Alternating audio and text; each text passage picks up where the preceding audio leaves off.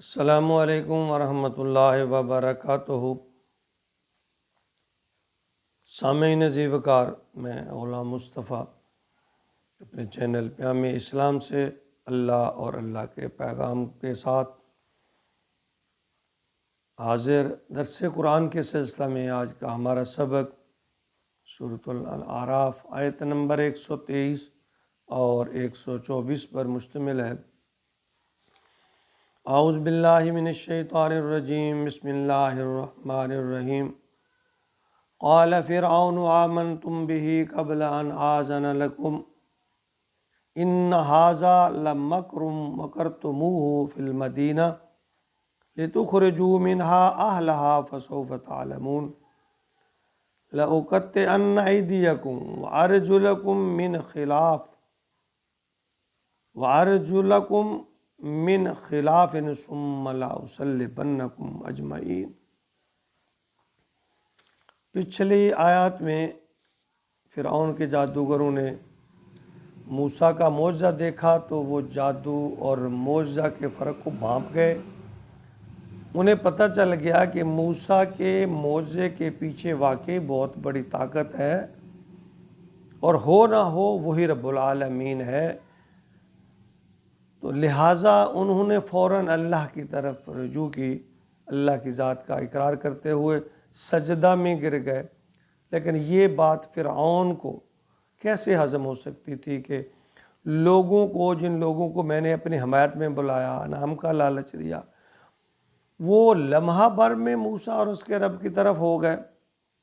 تو کہنے لگا قال فرعون، کہنے لگا فرعون، تم ایمان لے آئے ہو بھی اس پر قبل ان آذن لکم، میری اجازت کے بغیر، میں نے تمہیں ابھی اجازت ہی نہیں دی، میرے حکم کے بغیر تم ان پر ایمان لے آئے ہو، تمہاری جرت کیسے ہوئی؟ ان ھذا لمکر مکرتموہ، مجھے یہ تمہارا ان کا یعنی سب کا ایک سازش لگتی ہے، فی المدینہ تھی، جو مل کر کہتے ہیں کہ تم نے اس شہر کے لیے، شہر کے باسیوں کے لیے، ہمارے لیے تم نے مل کر سازش کی ہے۔ یعنی اب فرعون کو مزید شرمندگی اٹھانی پڑی۔ اجتماع میں لوگوں پر جب جادوگروں کی شکست اور انہوں نے جب اللہ کے سامنے جھک گئے تو وہ تو اور ذلیل ہو کر رہ گیا۔ اب امام کو انہوں نے مطمئن کرنے کے لیے یا کہہ لیں کہ ورگ لانے کے لیے اور حربہ استعمال کیا، پینترا بدلا،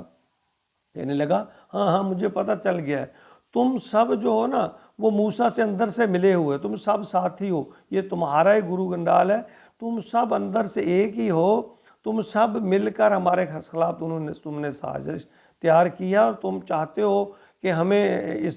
ہمارے اس علاقے سے، اس بستی سے، ہمارے جو جہاں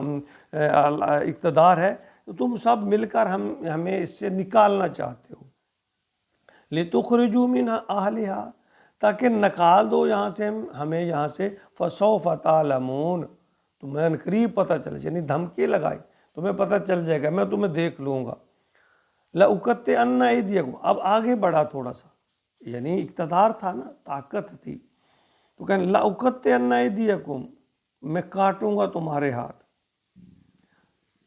وَأَرْجُلَكُمْ مِنْ خِلَافٍ، اور تمہارے پاؤں یعنی مخالف سمت سے، ہاتھ اور پاؤں جو یعنی دایاں ہاتھ اور بائیں ٹانگ، یا بایاں ہاتھ اور دائیں ٹانگ، یعنی ایک ہاتھ اور ایک ٹانگ، اس کو کاٹوں گا۔ ثُمَّ لَأُصَلِّبَنَّكُمْ أَجْمَعِينَ، اور پھر تم تمام کو سولی چڑھاؤں گا، یعنی پہلے تمہارے ہاتھ پاؤں کاٹوں گا، پھر سولی چڑھاؤں گا۔ یعنی جب کسی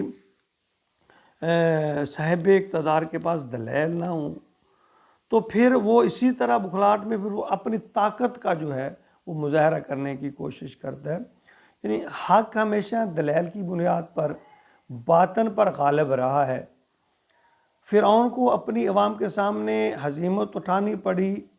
اس کے تو وہم و گمان میں بھی نہ تھا کہ اس قدر رسوائی ہوگی، تو فوراً آگ بگولا ہو گیا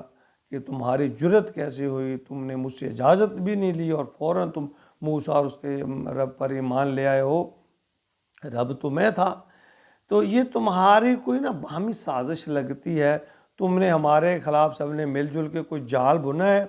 یعنی یہ سب کچھ جوب جھاڑنے کا اس کا مقصد صرف اور صرف عوام کے سامنے اپنی کھوئی ساہ کو بحال کرنا، اپنی عزیمت کو ختم کرنا تھا۔ لیکن جب انسان کو سچا ایمان نصیب ہو جائے نا تو وہ دنیا کی تکلیفوں کی پرواہ نہیں کرتا۔ فرعون نے تدبیر کی کہ موسیٰ اور اس کے بھائی ہارون کو محض جادوگر کی حیثیت سے ہی عوام میں متعارف کرایا جائے، یعنی وہ یہاں ہی الجھانا چاہتا تھا ساری عوام کو کہ یہ چھوٹا جادوگر ہے، یہ بڑا جادوگر ہے، جس کے لیے اس نے یہ سب منصوبہ بنایا، جادوگروں کو بلایا، ایک شاہی دنگل لگایا، تو اسے تو کوئی نہیں تھی کہ اس طرح کے وہ ذلت میں شخص سے دوچار ہوگا۔ اب اس نے اپنی خفت اور ندامت مٹانے کے لیے ایک اور چال چلی کہ جن جادوگروں کو ملک طول و عرض سے اپنے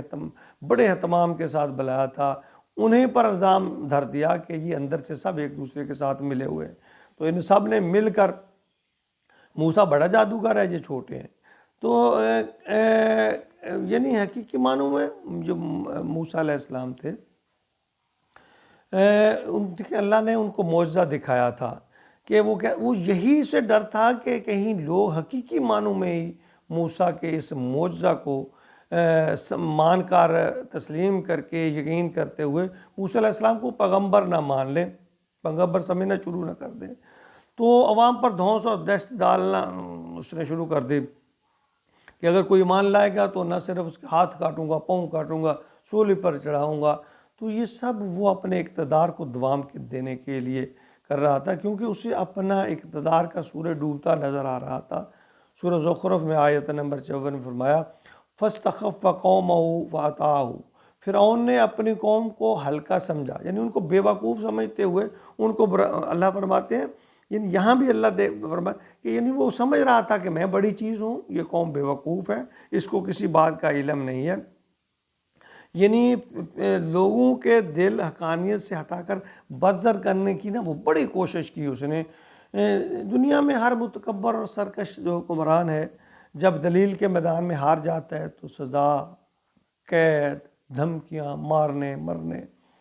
تو اس پر اتر جاتا ہے، اور عوام الناس یہ اپنے مخالفین کو ہر طرح دبانے، کچلنے، ان کے لیے ہر حربہ استعمال کرتا ہے۔ تو یہ تو پرانی ریت ہے۔ اللہ تعالیٰ ہمارے ملک کو بھی امن کا گہوارہ بنا دے،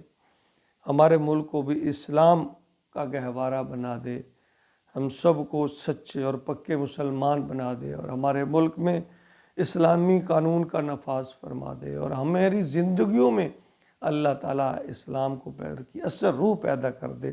آمین یا رب العالمین۔